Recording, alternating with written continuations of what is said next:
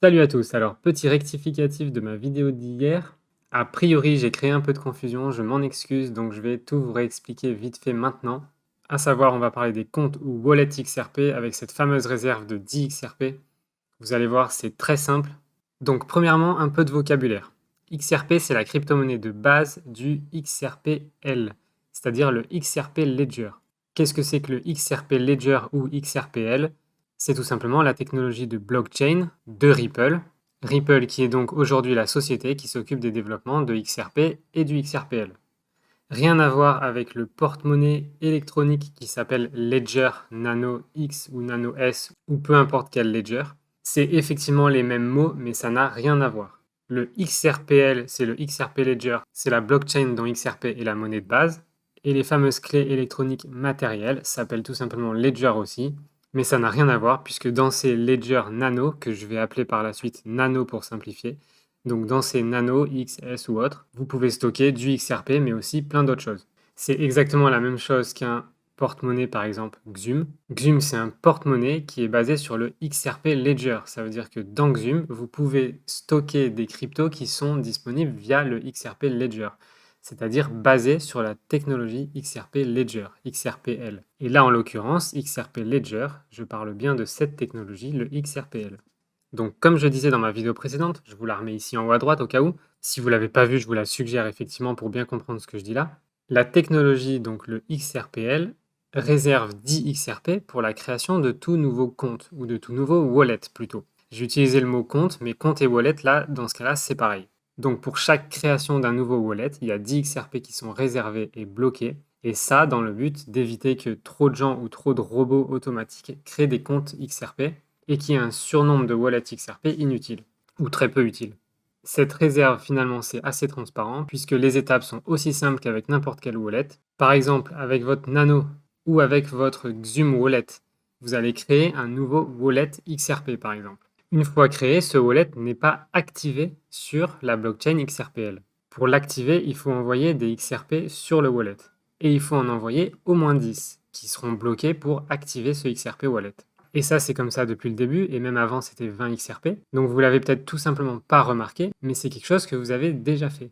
Typiquement, vous verrez, si vous créez un Xum Wallet, qui est complètement gratuit, il suffit juste de télécharger l'application sur Apple ou Android.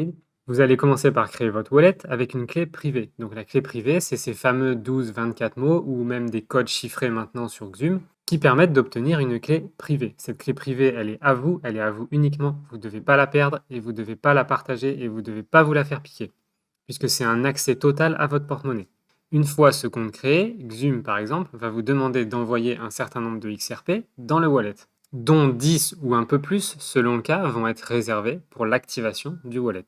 Donc typiquement, faites le test si vous voulez, vous créez un Xum Wallet, ensuite vous envoyez par exemple 50 XRP sur le wallet, et vous verrez que votre wallet va afficher entre 30 et 40 XRP, je ne me souviens plus exactement, donc il y a entre 10 et 20 XRP qui auront disparu de votre somme. Et alors, ils n'ont pas disparu, ils sont simplement là, mais vous ne pouvez pas l'utiliser et ils sont bloqués pour l'activation du wallet.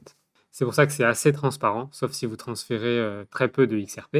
Mais en tout cas, imaginez si vous créez un wallet, alors que ce soit sur un Nano ou sur une Xum ou n'importe quelle autre porte-monnaie XRPL, et que vous envoyez 9000, 10 000, 20 000 XRP, ben, s'il y en a effectivement 10 qui ne sont pas disponibles parce que réservés à l'activation du wallet, vous n'allez même pas le voir. En tout cas, c'est ça dont je parlais quand je parlais de la réserve dans la vidéo précédente. C'est simplement une protection contre la création abusive de comptes XRP.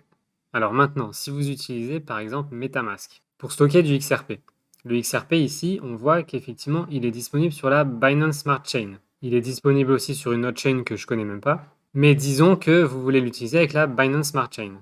Donc pour ça, vous allez tout simplement sur votre MetaMask, vous importez le compte XRP dans la Binance Smart Chain. Là aussi, j'ai fait des vidéos sur comment utiliser MetaMask, donc n'hésitez pas à les regarder, c'est dans la playlist tuto ou comment démarrer en crypto. Là ici, donc, vous pouvez tout à fait stocker vos XRP en les envoyant via le réseau Binance Smart Chain à l'adresse de votre porte-monnaie MetaMask. Dans ce cas-là, on n'est pas sur le XRP Ledger, on est sur MetaMask, c'est-à-dire basé sur la Ethereum Virtual Machine. Donc ça veut dire que là, pour tout transfert et dépôt, c'est les frais de la Binance Smart Chain qui s'appliqueront. Et il n'y aura pas les 10 XRP réservés pour le wallet. Les 10 XRP de réserve, c'est seulement pour les wallets qui sont sur le XRPL. Et enfin, une petite clarification concernant les envois et réceptions de crypto-monnaies, et notamment XRP fonctionne comme ça, avec ce qu'ils ont appelé le mémo. Je vais vous expliquer ce que c'est, à quoi ça sert et pourquoi c'est là. Et pour ça, j'ai sorti la tablette. Donc il y a plusieurs cryptos qui fonctionnent de cette manière, mais là je vais vous donner l'exemple sur le XRPL. Donc disons qu'ici, vous avez votre wallet. Disons donc votre Nano, X ou S, ou un Xum Wallet, ou n'importe quoi d'autre, Trust Wallet ou autre. Donc vous l'avez créé avec votre clé privée, c'est-à-dire les 12 ou 24 mots, ou encore une suite de chiffres comme sur Xum. Ça, c'est votre clé privée. Une fois qu'il est créé, vous avez accès à votre ID de wallet. Là, ça va être un nombre en hexadécimal, disons ABC. Donc ABC, c'est votre ID de wallet, ça veut dire que si vous voulez recevoir des XRP, vous allez les envoyer à cette adresse. Donc maintenant, mettons que on envoie 50 XRP. On va les envoyer à l'adresse ABC et ils vont atterrir ici. Et là, il est possible que vous voyez 40 XRP, tout simplement parce qu'il y a les 10 qui sont réservés et non utilisables. Maintenant, qu'est-ce que c'est que le mémo? Typiquement, imaginez une société comme Binance qui, elle, a un ensemble de wallets XRP et plein de clients. Et XRP a décidé de construire sa blockchain avec des mémos parce que ça utilise exactement le système utilisé par les banques aujourd'hui. À savoir, Binance, par exemple, va avoir un ensemble de comptes, donc de wallets XRP, qui vont appeler, par exemple, disons plutôt dont l'ID de wallet, ça va être DEF, comme vous, c'est ABC, là, c'est DEF, GHI, JKL, par exemple. Mais Binance ne va pas créer un compte XRP par client. Donc en fait, chaque compte XRP va être attaché à plusieurs clients. Et pour savoir à quel client on attribue les fonds qui arrivent, il y a ce fameux mémo. Par exemple, 1, 2, 3, 4, 5, 6, 7, 8, 9. Et ça représente des clients différents, comme vous et moi. Du coup, maintenant, si vous voulez vous envoyer des XRP à vous-même, si par exemple vous êtes le client 789, eh ben vous allez envoyer vos XRP à l'ID DEF et mémo, alors on dit mémo ou tag 789. Et ici, ça permet à Binance de savoir que quand il va recevoir vos fonds, ça va aller sur le compte DEF et informatiquement, ça va créditer le compte XRP du client 789. Maintenant, qu'est-ce qui se passe quand vous envoyez des XRP à votre porte-monnaie XRP personnel? Et là, en fait, comme c'est le vôtre et le vôtre uniquement, on n'a pas besoin de mémo, ben là, vous allez tout simplement l'envoyer à l'ID ABC et il n'y a pas besoin de mémo étant donné que vous êtes le seul propriétaire et détenteur de ce compte avec ces XRP. Donc voilà à quoi sert le mémo et voilà pourquoi on en a besoin dans ce sens et on n'en a pas besoin dans ce sens. Maintenant, mais si on reprend le schéma d'avant, certains échanges vont choisir d'avoir un compte XRP, un wallet XRP par client. Ça, c'est vraiment au choix de la plateforme. Et donc, quand vous allez envoyer des XRP ici, vous allez simplement donner un ID. Et à ce niveau-là, au niveau de l'échange, ils vont vous dire si vous avez besoin d'un mémo ou pas, en fonction de leur structure interne.